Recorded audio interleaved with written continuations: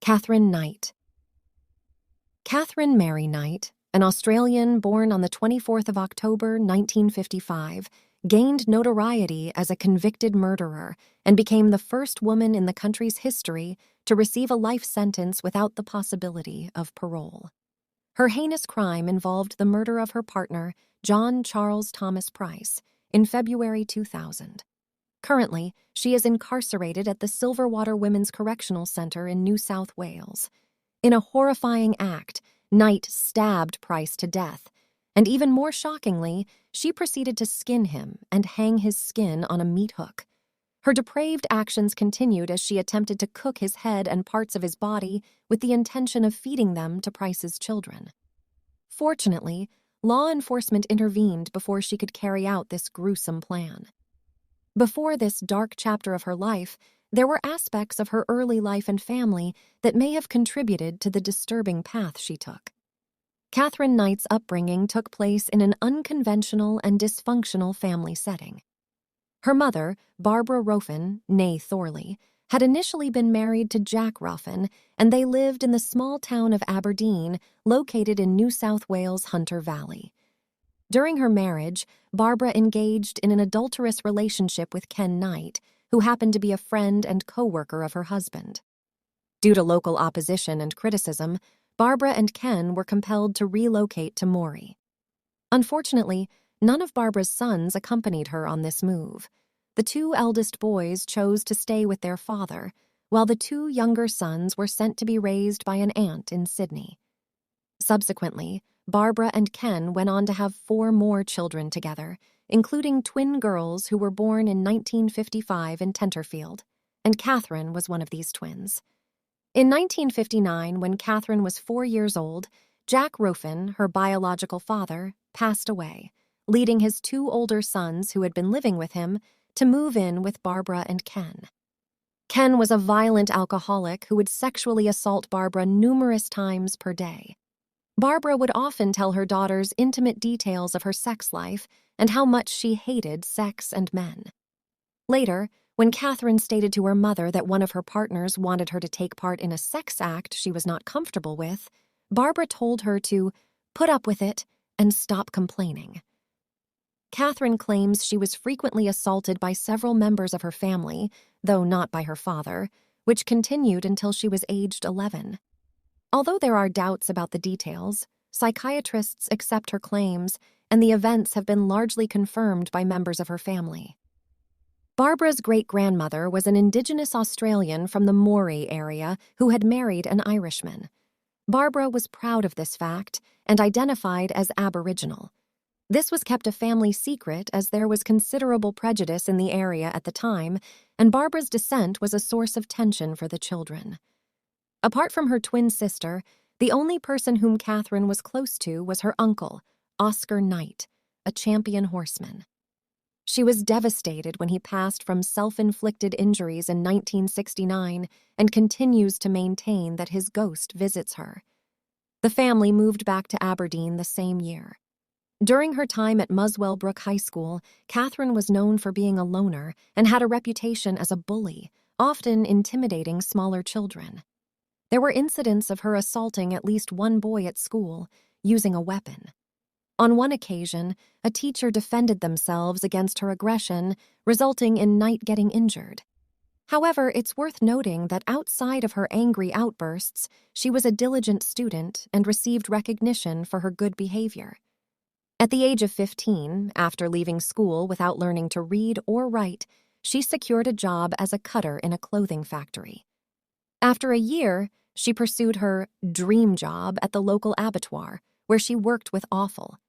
She quickly rose to the position of a boner and was entrusted with her own set of butcher's knives. Interestingly, she kept the knives hung over her bed at home, claiming that she wanted them to be easily accessible whenever she needed them. This habit persisted in all her residences until her eventual incarceration. Marriage to David Kellett. In 1973, Katherine Knight crossed paths with her co-worker, David Stanford Kellett. Kellett had developed a heavy drinking habit due to the emotional toll of 2 traumatic incidents during his previous railway job in Coffs Harbour. The first incident involved the tragic death of his best friend in a shunting accident, while the second involved rescuing injured occupants of a school bus in Kempsey, where 6 children lost their lives. As his behavior and performance declined, Kellett lost his railway job but found employment at the nearby Aberdeen Abattoir, where he formed a close friendship with Knight's brother. Knight frequently intervened and supported Kellett physically in any fights he got into. Her reputation in Aberdeen was one of someone who would resort to physical threats when provoked. In 1974, Knight requested to marry Kellett, and they tied the knot. On their wedding day, they arrived at the ceremony on Knight's motorcycle, with an intoxicated Kellett riding pillion. Knight's mother, Barbara, had some stern words of caution for Kellett, warning him about her daughter's volatile nature. She advised him to be careful and not provoke her, emphasizing that if he ever betrayed her or upset her, the consequences would be severe, even lethal. Barbara's concern stemmed from the belief that Knight had something mentally unstable or erratic within her, as she remarked that she had a screw loose somewhere. On their wedding night, Knight attempted to strangle Kellett. She later explained that her anger stemmed from his falling asleep after just 3 instances of intimacy. Their marriage was marked by frequent violence.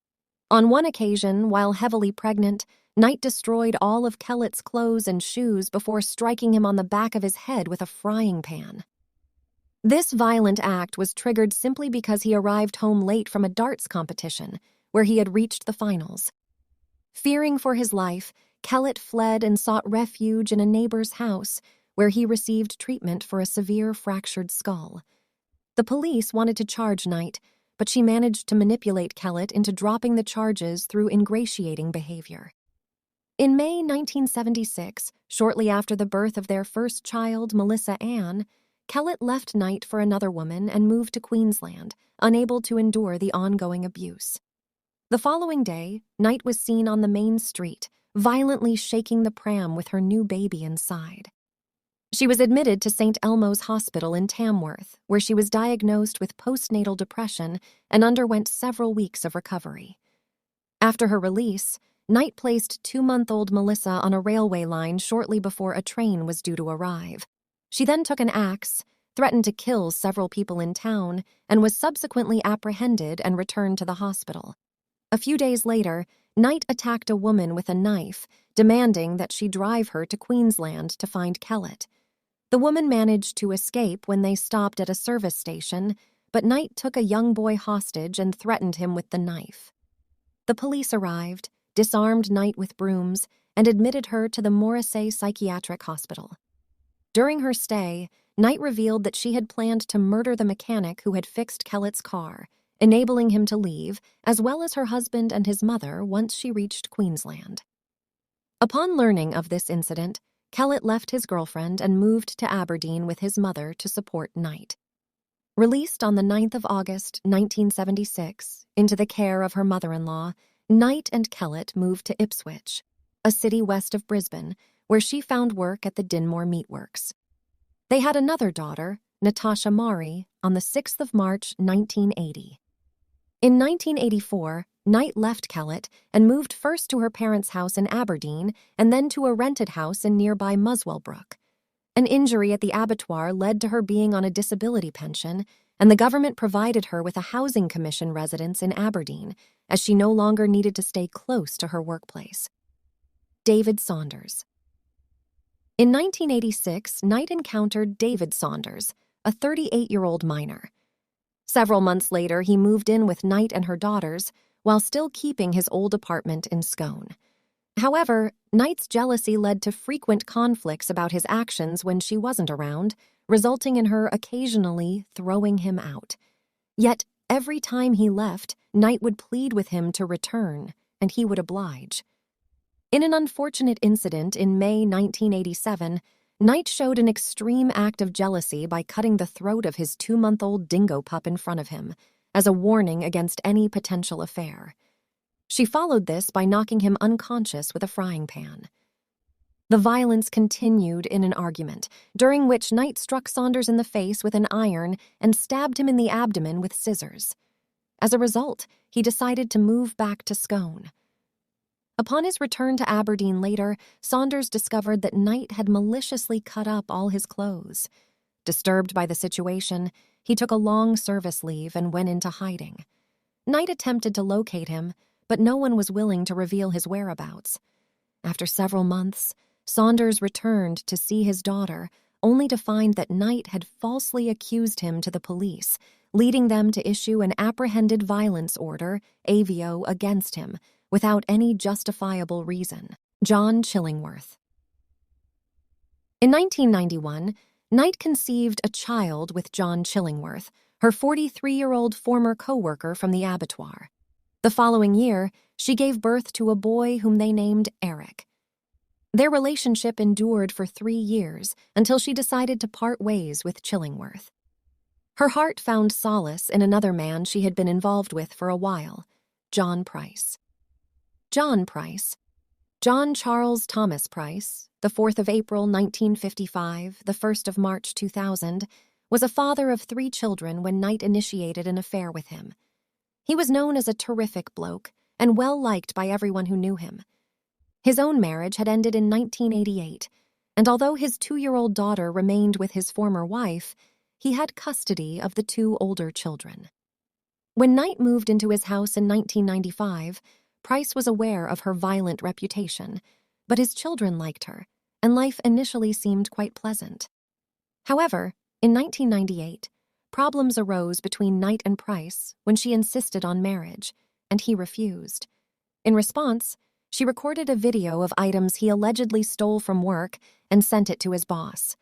The items were outdated medical kits that he had collected from the company rubbish tip, but the act led to Price's dismissal from a job he had held for 17 years. On the same day, he asked Knight to leave, and the news of her actions spread throughout the town, causing quite a stir.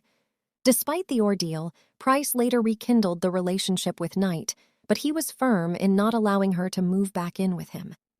The frequency of their fights escalated, causing most of his friends to distance themselves from him as long as they remained together. The killing of John Price. In February 2000, a series of attacks on Price culminated with Knight stabbing him in the chest. Frustrated and fed up, he decided to evict her from his house. On the 29th of February, while on his way to work, Price stopped at the Scone Magistrates' Court to obtain a restraining order, hoping to keep Knight away from him and their children. That afternoon, he confided in his co-workers, expressing fear that Knight might harm him. He mentioned that if he didn't show up for work the next day, it would be because Knight had harmed him. Despite their advice to avoid going home, Price was concerned for his children's safety, fearing Knight might harm them if he stayed away. Upon returning home, Price found that Knight had sent their children to a friend's place for a sleepover, though she wasn't present herself. He spent the evening with his neighbors before going to bed at 11 p.m. Earlier that day, Knight had bought new black lingerie and made disturbing comments while videotaping her children, which were later interpreted as a crude will. At 6 a.m. the following day, a neighbor grew concerned when Price's car was still in the driveway, and he didn't show up for work. Price's employer sent a worker to check on him. Both the neighbor and the worker tried to wake Price by knocking on his bedroom window, but became alarmed when they noticed blood on the front door. They immediately informed the police.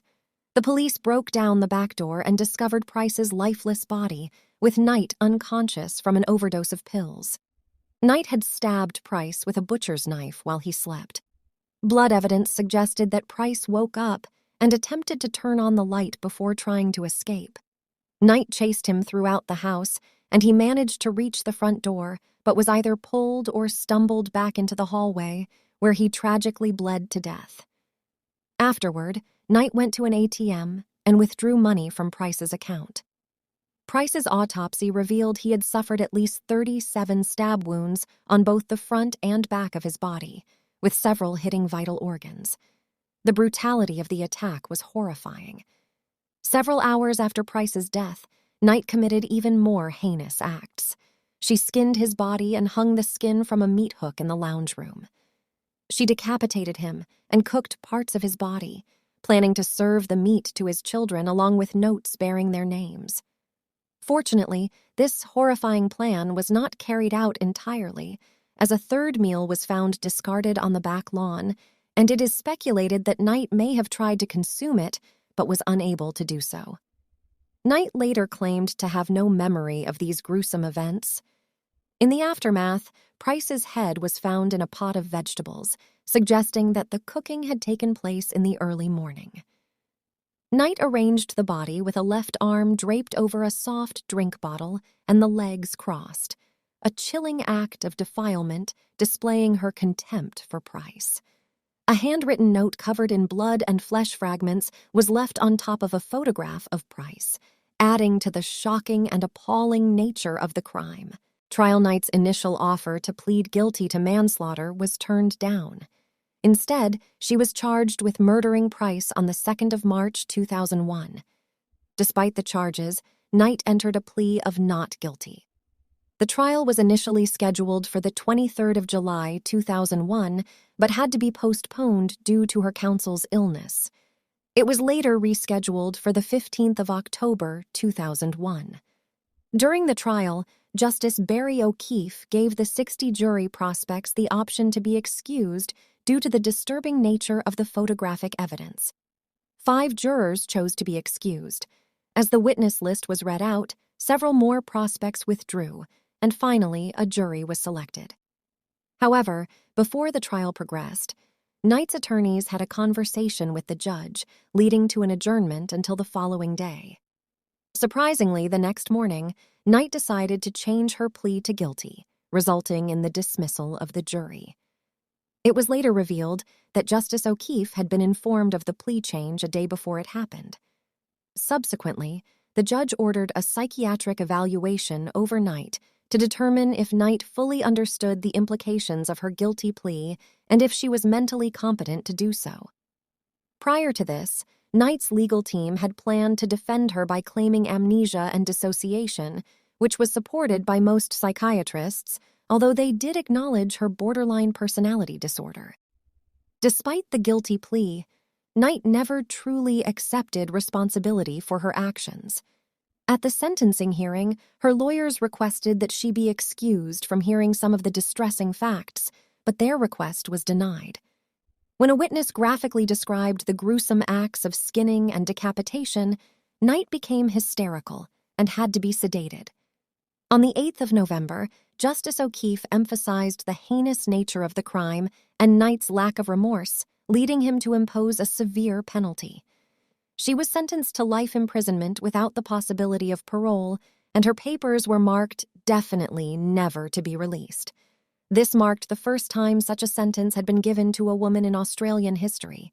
In June 2006, Knight appealed her life sentence, arguing that life imprisonment without parole was too harsh for the crime committed. However, the appeal was rejected in September by Justices Peter McClellan, Michael Adams, and Megan Latham in the New South Wales Court of Criminal Appeal.